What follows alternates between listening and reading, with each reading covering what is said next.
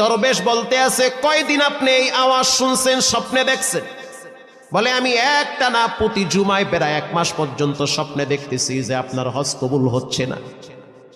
এবার হারুন বলখি বলতে আছে, মালিক ইবনে দিনার, আপনি তো মাত্র 1 মাস স্বপ্নে দেখছেন, আর আজকে 40 বছর পর্যন্ত আমি এই ঘরে আইসা লাব্বাইকের আওয়াজ দেই, বারবার আওয়াজ হয়, তোমার হজ কবুল হয় নাই। আল্লাহু আকবার।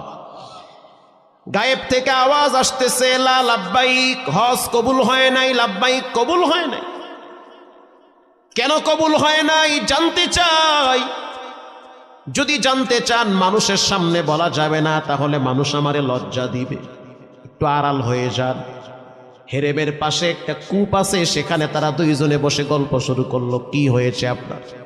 বলে, আমি এক সময় তরুণ নওজোয়ান যুবক ছিলাম, রক্ত গরম ছিল, আমি মদ খোর ছিলাম, মদ